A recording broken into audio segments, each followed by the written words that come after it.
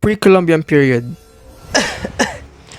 Yeah. It all started with an oral tradition of Mesoamerican civilization, such as the Olmecs, Mayans, and Aztecs. Mesoamerican, by the way, is a historical region and cultural area in North America. You know, when they look at some rocks. Char. Anyway guys, their oral literature usually had something to do with agriculture, mythology, astronomy, political history, and religion. While most of the literature was oral back then, the Mayans and the Aztecs created codices, folded books with type of code and pictures that recorded many facets of their societies.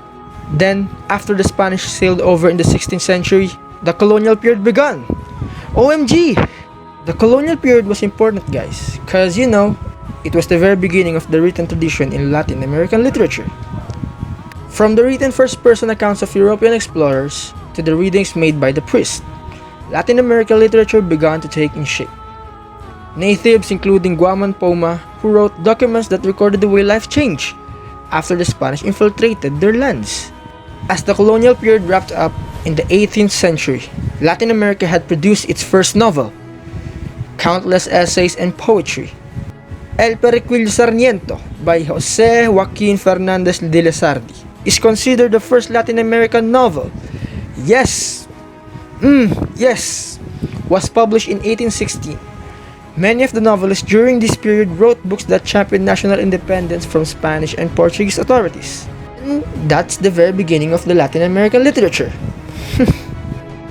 18th century! And then, during the 18th century of the historiographies had occurred, and it was penned by European explorers, philosophers, and naturalists. Important historiographical works were written by Creoles or by the Spaniards who had lived most of their lives in one or more of the viceroyalties.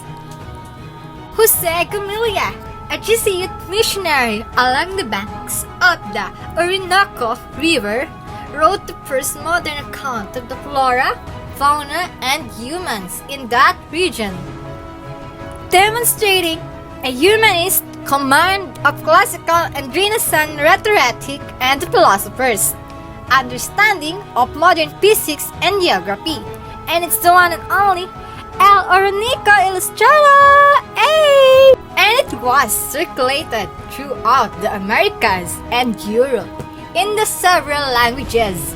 Another Jesuit who won Jose de Iguara y Iguarin put together in a literary history of the New Spain. His incomplete Biblioteca Mexicana brings together the manuscript and published works of the authors there. And then, 6 decades later, the counter-revolutionary Mexican Mariano Beristain de Souza advanced the humanist project in his own Biblioteca Hispano-Americana Septentrional. What a history! But wait, there's more!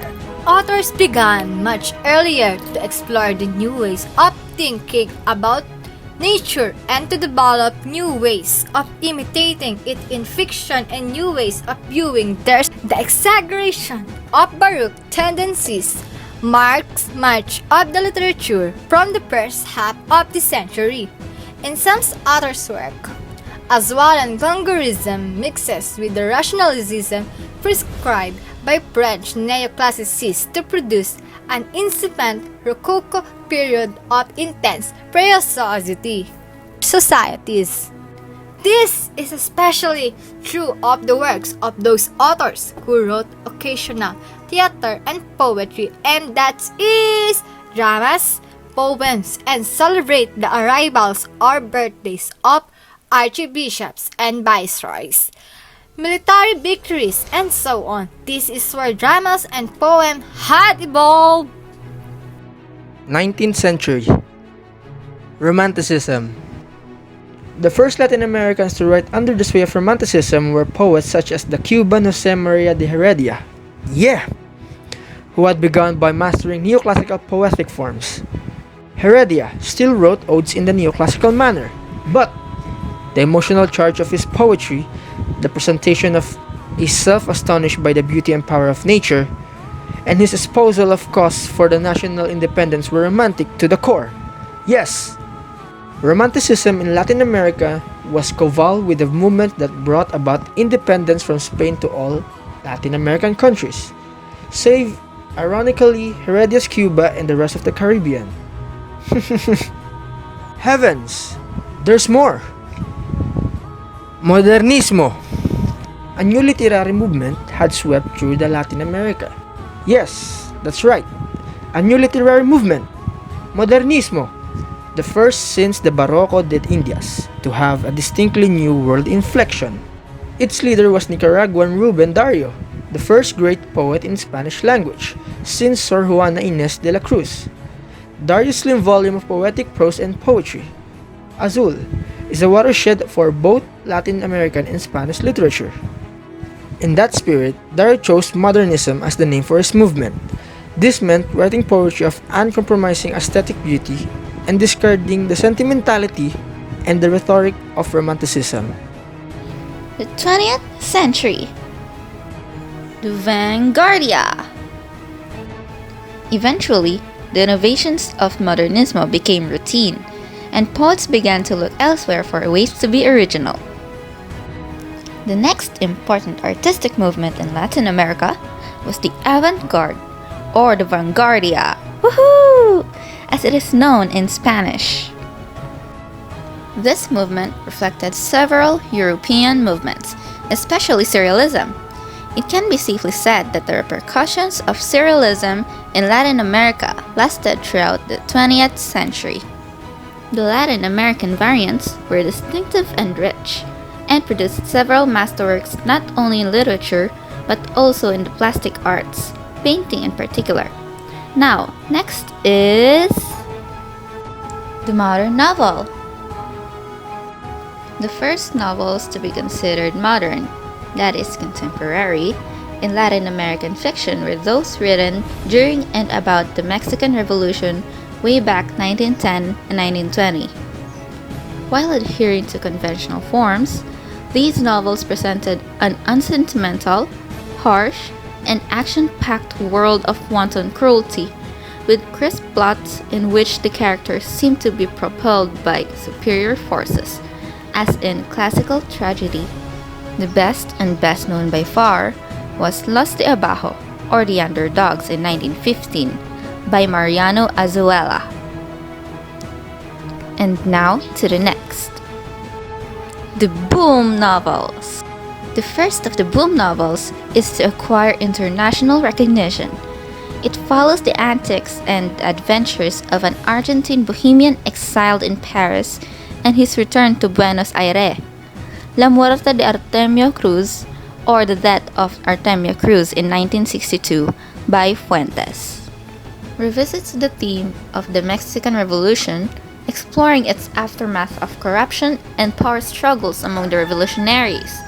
La Ciudad y los Perros, or The Time of the Hero in 1963, by Vargas Llosa, won the prestigious Ceibal Prize in Spain and centers on the brutal life of cadets in a military school. Lastly, the modern essay. All of this literary production was accompanied by a strong essayistic tradition whose main topic was the distinctiveness of Latin American culture, and within that culture, the individual cultures of the various countries. In many cases, the issue was how to incorporate marginal cultures, specifically African and Indian, within Latin America into the mainstream culture of the area and of each individual country. The most important and influential of these essays was Ariel in 1900s by Rodo. In the wake of Spain's humiliating defeat by the United States in the Spanish-American War, Rodo muses about the differences between the cultures of North and South America. In reply to Sarmiento's glorification of North American culture, Rodo calls for adherence to the spiritual, artistic values of Latin American culture against the pragmatism and utilitarianism of the great new power to the north.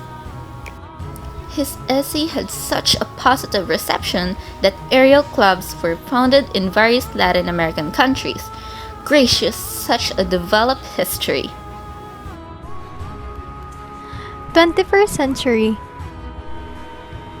At the turn of the 21st century, Latin American literature seemed to be shifting from the modern to the postmodern. The line of the demarcation is not clear.